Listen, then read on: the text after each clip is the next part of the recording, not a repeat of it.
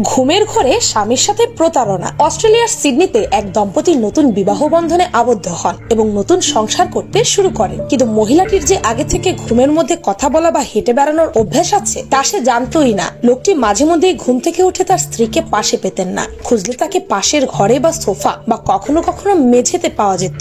একদিন সকালে উঠে লোকটি তার স্ত্রীকে না পেয়ে তাকে খুঁজতে বের হন এবং তাকে তাদের প্রতিবেশীদের বাড়িতে ঘুমন্ত অবস্থায় খুঁজে পান। মহিলাটির ঘুম ভাঙলে সে কোনোভাবেই মনে করতে পারেন না যে সে তার প্রতিবেশীর বাড়িতে কি করতে এসেছে।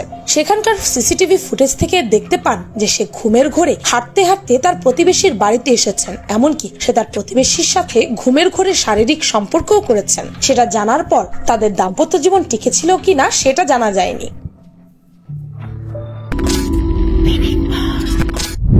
18 বছর বয়সী রেসেল ওয়ার্ড নামক এই মেয়েটি ঘুমের ঘরে তার ঘরের জানালা থেকে লাফ দেয়, যার উচ্চতা ছিল 25 ফিট, এবং সেখান থেকে সে পড়ে যায়। যদিও ভাগ্যক্রমে সে বেঁচে যান এবং তার প্রতিবেশীরা তাকে হাসপাতালে নিয়ে যায়, কিন্তু মজার ব্যাপার হচ্ছে তার কোনো হাত পা ভাঙেনি। আরো মজার বিষয় হচ্ছে সে পড়ে গিয়ে হাসপাতালে নিয়ে যাওয়ার পরও ঘুমের ঘরেই ছিল। একদিন পর তার হুঁশ ফিরে আসে।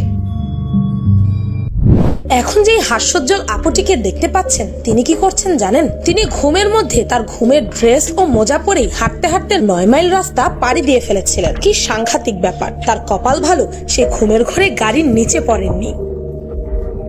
খুব তো স্লিপ ওয়াক দেখলেন, এবার দেখুন স্লিপ ডান্স। এই ভদ্রমহিলা রোজ ঘুমের ঘরে হেঁটে রান্নাঘরে গিয়ে এমন স্লিপ ডান্স করে থাকেন। এভাবে কয়েক ঘন্টা নাচার পর তারপর সে আবার ঘুমোতে চলে যান, কিন্তু পরের দিন তার আর কোনো কিছুই মনে থাকে না। 29 বছর বয়সী এই ট্রাক ড্রাইভার তার ঘুমের মধ্যে হেঁটে বেড়ানোর অভ্যাস আছে। এই অভ্যাসটা তিনি 23 বছর বয়সে জানতে পারেন, কিন্তু তিনি তেমন কোনো পাত্তাই দেননি বিষয়টিকে। তার 27 বছর বয়সে বিয়ে হবার পর সমস্যাটা কিছুটা কমে আসলেও কিছুদিন পর আবার তা শুরু হয়। রাতে ঘুমের মধ্যে সে 4-5 বার উঠে ঘরের মধ্যে ঘোরাঘুরি করতেন, কিন্তু বিপত্তি হলো একদিন যখন সে ঘুমের মধ্যে তার বাইক নিয়ে বেরিয়ে যান এবং ঘুমের মধ্যে ড্রাইভ করে সে একটি দোকানে যান। সেখান থেকে টাকা দিয়ে একটি খাবার কিনে সেটা খেতে খেতে বাড়ি ফিরে আবার বাড়ি ফেরার পর সে সোফায় বসে টিভি অন করে ঘুমের ঘরেই সিগারেট খেতে শুরু করেন। একসময় সিগারেট খেতে খেতে সে কয়েক মিনিটের মধ্যে পুরো 1 প্যাকেট সিগারেট খেয়ে ফেলে এবং সিগারেটের ছাই একটি পেপারে পড়ার সাথে সাথে সেখানে দাউ দাউ করে আগুন জ্বলে ওঠে। আর তখনই তার পায়ের ওপর জ্বলন্ত একটি সিগারেট পড়ায় হুট করে তার ঘুম ভেঙে যায় আর সে সেন্সে ফিরে আসে। তার এই কর্মকাণ্ড সিসিটিভিতে দেখে সে নিজেই অবাক হয়ে যায়।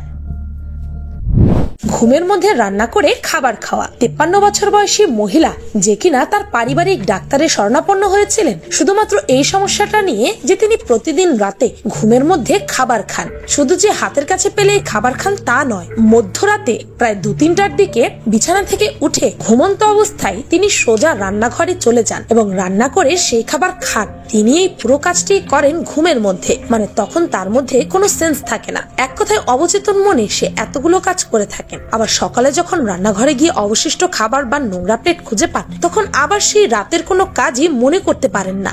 ডাক্তার তার পূর্ব ফ্যামিলি রিপোর্ট চেক করে সেখানে তেমন কিছুই পাননি, বা তাকে পরীক্ষা নিরীক্ষা করেও বিশেষ কোনো সমস্যা খুঁজে পাননি। তবে সে রাতে শোবার আগে ঘুমের ওষুধ সেবন করতেন, কিন্তু এতে এরকম কোনো সমস্যা হবার কথা না। ছোট্ট মেয়েটি প্রতি রাতে ঘুমের ঘরে পুরো ঘর হেঁটে বেড়ায় আর ফ্রিজ থেকে শুরু করে সবকিছু খুলে দেখে। কখনো কখনো ফ্রিজে রাখা খাবার খায়। এভাবে সে খাওয়া দাওয়া করে কিছুক্ষণ ঘোরাঘুরি করে আবার বিছানায় চলে যায়, কিন্তু ঘুম থেকে ওঠার পর তারও বাকিদের মতোই কিছুই মনে থাকে না। মানুষ নিজের জীবনকালের 1/3 সময় ঘুমিয়ে ঘুমিয়ে কাটিয়ে দেয়। সেই হিসেবে একজন 75 বছর বয়সী ব্যক্তি প্রায় 25 বছর ঘুমিয়েই পার করে দেয়। প্রায় প্রতিদিন রাতে যদি আপনি 7 ঘন্টার চাইতে কম সময় ঘুমান, তবে এর কারণে আপনার আয়ু কমে যাবে, মানসিক চাপ বৃদ্ধি পাবে আর মেজাজও খিটখিটে হয়ে যাবে। আবার যদি আপনি 9 ঘন্টার বেশি ঘুমান, তবে সেটাও আপনার জন্য বিপজ্জনক। বয়স বাড়ার সাথে সাথে আপনার ঘুমের পরিমাণ কমতে থাকে। ছোট্ট বাচ্চারা প্রায় 12 থেকে 16 ঘন্টা পর্যন্ত ঘুমায়, টিনেজাররা 8 থেকে 10 ঘন্টা ঘুমায়, মধ্যবয়স্করা 7 থেকে 8 ঘন্টা ঘুমায়, আবার ওদিকে বৃদ্ধরা দিনে মাত্র 5 থেকে 6 ঘন্টাই ঘুমায় সাধারণত। বিশ্বব্যাপী বিজ্ঞানীরা অনেক রিসার্চের মাধ্যমে জানতে পেরেছে যে রাতের খাবারে আমরা যা খাই সেটা আমাদের ঘুম তথা স্বপ্নের উপর বিরাট প্রভাব ফেলে। কম ঘুমের কারণে আপনার মৃত্যু পর্যন্ত হতে পারে। হ্যাঁ, 2012 সালে এক চাইনিজ ফুটবল ফ্যান টানা 11 রাত ইউরো কাপের ম্যাচ দেখার জন্য জেগে থাকে। এরপর 12 দিনের দিন সেই ছেলেটি মারা যায়। যখন আপনি ঘুমিয়ে থাকেন তখন আপনার ব্রেইন আপনার আশেপাশের সকল শব্দকে ফিল্টার করে দেয় যেন আপনি ভালোভাবে ঘুমাতে পারেন। কিন্তু যদি আপনার ব্রেইনের মনে হয় যে আপনি কোনো বিপদে পড়তে চলেছেন, তখন সে হঠাৎই শব্দ ফিল্ট্রেশন প্রসেসটি বন্ধ করে আপনাকে জাগিয়ে তোলে। আপনারা হয়তো খেয়াল করেছেন যে বেশিরভাগ মানুষ ঘুমের সময় শরীরে ব্ল্যাঙ্কেট নেয়। এছাড়া অনেকের তো আবার ঘুমই আসতে চায় না, এমনকি বাচ্চারাও ব্ল্যাঙ্কেট ছাড়া ঘুমায় না। কিন্তু আপনি কি জানেন আমাদের ঘুমের সাথে ব্ল্যাঙ্কেটের কি সম্পর্ক? আসলে এর পেছনে আছে একটি সাইকোলজিক্যাল কারণ। ব্ল্যাঙ্কেটের কারণে আমরা একদম রিল্যাক্সড এবং কমফোর্টেবল ফিল করি। যখন আমাদের শরীরে ব্ল্যাঙ্কেট থাকে তখন মানুষ অবচেতন ভাবে খুব সেফ ফিল করে, আর এজন্যই তার শান্তির ঘুম হয়।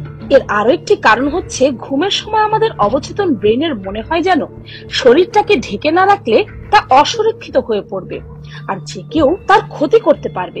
মজার ব্যাপার হচ্ছে ব্ল্যাঙ্কেট আমাদের নার্ভাস সিস্টেমকেও রিল্যাক্স করতে পারে। এজন্যই ব্ল্যাঙ্কেট নিয়ে ঘুমানো মানুষের অভ্যাসে পরিণত হয়ে গেছে। Number 1, the foetus. মোটামুটি 41% মানুষ এমন হাত পা কুকড়ে মেরুদণ্ড বাঁকিয়ে ঘুমায়। এর মাঝে নারীদের সংখ্যাই বেশি। এসব মানুষেরা বাইরে যতই শক্ত ধরনের মানুষ হন না কেন, ভেতরে তারা হয়ে থাকেন অনেক বেশি স্পর্শকাতর। এরা প্রথম লাজুক হলেও পরে এদের আন্তরিক মনোভাব বোঝা যায়। এই ধরনের মানুষ তাদের যত সমস্যা আসুক না কেন সেটা তাদের মনের মধ্যে রেখে দিনের পর দিন সেটা বয়ে নিয়ে ভাবতে থাকে। শুধু তাই নয়, তারা বিভিন্ন ঘটনা নিয়ে ভাবতেও পছন্দ করে। Number 2, on the stomach. আকাশ থেকে পড়ার সময়ে মানুষ যেমন থাকে তেমনি পেটের উপরে ভর দিয়ে উল্টো হয়ে ঘুমান কেউ কেউ। হাত থাকে শরীরের দুদিকে ছড়ানো অথবা বালিশে জড়ানো অবস্থায়। মাথা থাকে একদিকে কাত করা।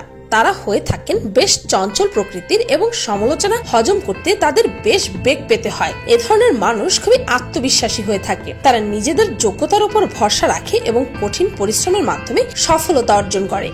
Number 3, on the back. চিত হয়ে শুয়ে এবং মাথার কাছে হাত ছড়িয়ে দিয়ে তারা মাছের মতো ঘুমান যারা, তারা হয়ে থাকেন শান্ত প্রকৃতির। আকর্ষণ অথবা মনোযোগের কেন্দ্রবিন্দু হয়ে থাকতে বিব্রত বোধ করেন তারা এবং হয়ে থাকেন অনেকটাই লাজুক। এই পজিশনে ঘুমানো ব্যক্তিরা খুব কম মিথ্যে কথা বলে থাকে। Number 4, the soldier. এই পজিশনে শুয়ে থাকা ব্যক্তিরা চিত হয়ে শুয়ে থাকেন এবং হাত পা থাকে সোজা। তারা একটু চুপচাপ ধরনের, শান্তিপ্রিয়, শান্তশিষ্ট মানুষ হয়ে থাকেন। এই ব্যক্তিদের খুবই কম পরিমাণের বন্ধু বান্ধব থাকে। তারা খুব সহজেই যে কোনো কিছু করে নিতে পারে। এই ধরনের ব্যক্তিরা খুব সহজেই যে কোনো কিছু মনেও রাখতে পারে। নাম্বার 5, উইথ দ্য নিজ আউট। আপনি যদি এই অবস্থাতে ঘুমিয়ে থাকেন তাহলে আপনার অতি শীঘ্র ঘুমিয়ে যাবার প্রবণতা রয়েছে বলে বিশেষজ্ঞরা মন্তব্য করেছেন। আপনারও যদি এইভাবে রাতে ঘুমানোর অভ্যাস থাকে তাহলে ভেবে নিতে হচ্ছে যে আপনি আপনার ভবিষ্যৎ নিয়ে অনেক চিন্তিত। এই ধরনের মানুষ তাদের ক্যারিয়ারে খুবই মনোযোগী হয়। নাম্বার 6, উইথ নি আপ।